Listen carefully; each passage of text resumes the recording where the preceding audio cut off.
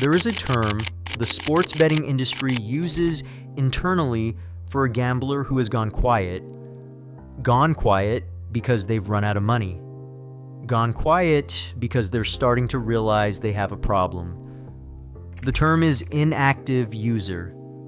And according to a lawsuit filed by the city of Baltimore in 2025, reactivating that user, getting them back on the app and betting again, is a core function of the algorithm. This is not a bug, it is a business model. Here's what that looks like in practice.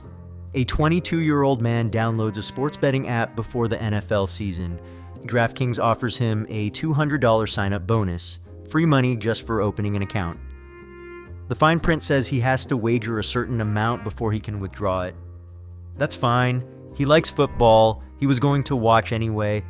The first few weeks go well. He wins some, loses some. It's fun. It feels like being part of the game in a way that just watching never did. Then he loses a few in a row.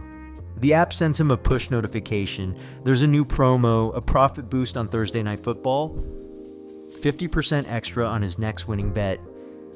He deposits a little more. The app is watching him. Every login, every bet, every time he opens it at 11 p.m., every time he chases a loss with a larger wager, the algorithm is learning exactly what kind of bettor he is, what keeps him engaged, what brings him back when he goes quiet. If he starts to look like a high-value customer, someone willing to lose significant money consistently, he gets a phone call. His VIP host introduces himself. The VIP host program is one of the most important things you need to understand about how DraftKings and FanDuel actually operate. Every major sports betting platform has one. The idea, officially, is customer service, a dedicated point of contact for high-volume bettors.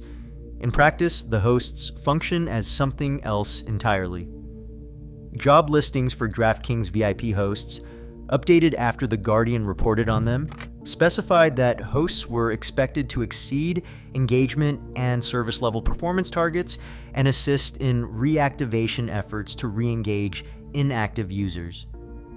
Reactivation. That is the word they use internally when a problem gambler goes quiet. Gone quiet because they have run out of money. Gone quiet because they have started to realize they have a problem. The host's job is to bring them back. Kate Hubel of the National Council on Problem Gambling described the VIP host model plainly. She said the hosts are financially motivated to keep people who are considered high value engaged, which creates a conflict with identifying and addressing problem gambling behaviors. In one lawsuit, a DraftKings VIP host contacted a bettor 100 times in a single day, urging him to place more bets.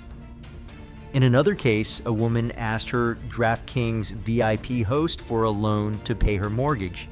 The company acknowledged she was showing signs of addiction and asked if she needed help, and then continued sending her incentives to keep gambling while waiting for her answer. In one of the most documented cases, a man deposited 440% of his annual salary into his DraftKings account in a single year. DraftKings had designated him a VIP player. His personal host encouraged him to keep going. The company's own records showed it had identified problem gambling patterns in his behavior. It kept calling anyway.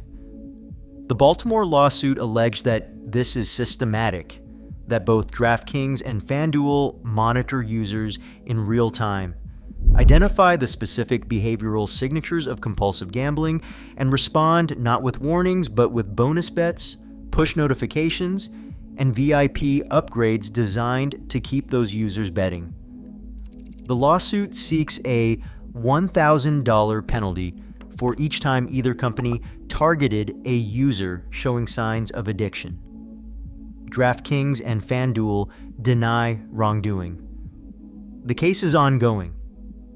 To understand why this works so well on young men specifically, you need to understand what the apps are actually doing to the brain. Sports betting is not like buying a lottery ticket once a week.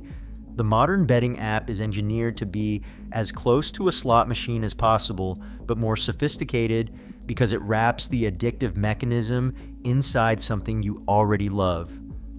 You love football. You already watch every game. Now every play has money attached to it. When your team scores, it is not just exciting, it triggers a dopamine release linked to a financial reward. The neurobiology is identical to what happens in a casino, but the apps go further. They introduced in-game betting, the ability to place bets while the game is in progress, not just who wins, but what happens on the next play, whether the next pitch is a ball or a strike, whether a specific player scores in the next 5 minutes. Hundreds of individual betting options per game. This is deliberate. In-game betting is the most addictive form of sports wagering that exists. It turns a 3-hour game into 3 hours of continuous gambling decisions. There is no pause, no space to reflect, no moment where you are not being prompted. 90% of all bets are now placed on phones. Not at casinos, not at racetracks. On the same device you use to text your family and check your email, accessible 24 hours a day from anywhere, your couch, your office, your bed at 2 a.m. As one Gamblers Anonymous group leader in Massachusetts put it, take the most addictive behavior in mankind and combine it with one of the most addicting devices of all time. The brain of a man under 25 is not fully developed. The prefrontal cortex, the part responsible for impulse control, risk assessment, and long-term decision-making, does not fully mature until the mid-20s. This means young men are biologically more susceptible to addiction than any other demographic. The APPS know this, the data knows this, the targeting knows this. The numbers bear out what the neuroscience predicts. 15% of adults aged 18 to 34 reported problem gambling behaviors in the National Council on Problem Gambling's 2024 survey. That is compared to just 2% of people over 55. Among men specifically, the problem gambling rate is nearly double that of women. 35% of young men aged 18 to 34 report having placed a sports bet in the past year, more than 1 in 3, and 90% of online sports bettors aged 18 to 34 believed in 2025 that they could reliably make money betting on sports. 90%. The house edge in sports betting is real and permanent. The apps keep between 5% and 10% of every dollar wagered.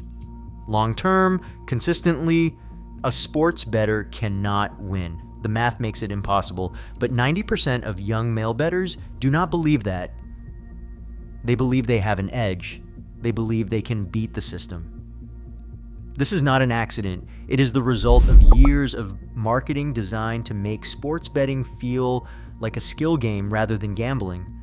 The free bet offers, the analytics tools built into the apps, the influencers who post their winning bets, never the losing ones, on social media. The entire ecosystem is constructed to create the illusion of control. Because the moment a bettor believes it is skill, not luck, he stops treating losses as bad luck and starts treating them as problems to solve. He bets more to recover. He chases, and the app is right there, ready to help him do it. Now here is how all of this got so big, so fast. In May 2018, the Supreme Court handed down a decision most Americans barely noticed. The case was Murphy versus NCAA. The ruling was about states' rights, but the practical consequence was simple. It made sports betting legal across the United States. Before that ruling, sports betting was illegal in 46 states. Nevada had a monopoly. After it, states started legalizing one by one. By 2024, sports betting was legal in 38 states and the District of Columbia. 2 companies were waiting. DraftKings and FanDuel had spent the previous decade building their infrastructure under the cover of fantasy sports. Technically legal, technically not gambling. They had the apps. They had the data. They had tens of millions of users already on their platforms. The moment the Supreme Court opened the door, they walked through it. By 2024, the U.S. sports betting industry was generating $13.7 billion in annual revenue. Americans wagered $148 billion on sports that year alone. DraftKings and FanDuel together control roughly 65% of the entire market. And to make sure it stayed that way, they spent $5.1 billion on advertising in 2024 alone. $5.1 billion in 1 year, roughly what the entire U.S. pharmaceutical industry spends on direct-to-consumer advertising. The ads are everywhere, on television, on social media, and embedded inside sports broadcasts. Approximately 5% of all in-game NFL advertisements in 2024 were for sports betting. Every third commercial break, a celebrity is telling you how easy it is, how fun it is, and how you can sign up now and get your first bet free. Risk-free bets. Bonus cash.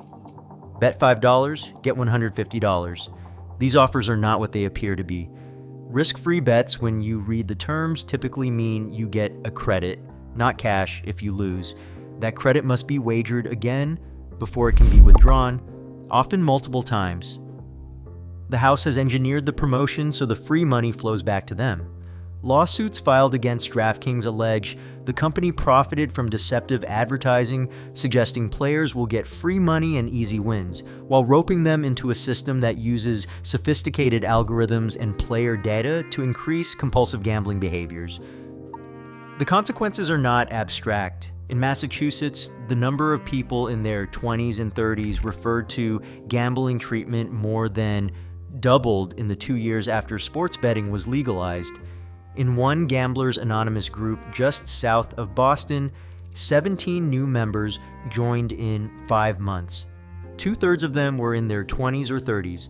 All of them were there because of online sports betting. One man, identified as Adam in an NPR report, bet his entire family's savings on a Boston Bruins game in 2024. He walked into the bedroom where his partner was sleeping, woke her up, and told her what he had done. Boston had lost. The average gambling-related debt at the point of seeking treatment is now $27,500, and unlike drug or alcohol addiction, the federal government does not track gambling addiction in any systematic national way. The industry has lobbied successfully to keep it that way. The leagues are not innocent in this either. The NFL, NBA, MLB, and NHL all lobbied against sports betting legalization for decades. Then the Supreme Court ruling happened. And within a few years, every single one of those leagues had signed official partnerships with betting companies. The NFL now has partnerships with Caesars, DraftKings, and FanDuel simultaneously. Every broadcast has gambling odds integrated into the graphics. The sport and the bet have been deliberately fused. Pew Research data from 2025 found that a majority of Americans now believe legal sports betting has been bad for society. Not a vocal minority, a majority. The leagues helped build the machine. Now they profit from it and issue statements about responsible gambling. There is a predictable defense to all of this. Personal responsibility, adults making choices. Nobody is forcing anyone to bet. It's the same argument the tobacco industry made for 40 years, the same argument payday lenders make, the same argument the opioid manufacturers made before their internal documents showed they knew exactly what they were doing. The question is never whether the individual bears responsibility. The question is whether the product was designed to override that responsibility, whether the algorithm that identifies a problem gambler at 2 a.m. and sends him a bonus, not a warning, was built that way on purpose. The Baltimore lawsuit says yes. The internal DraftKings job listing said yes. The VIP host compensation structures say yes. One Supreme Court decision, 2 companies, a $13.7 billion industry built in 6 years, and a generation of young men who thought they were just watching the game.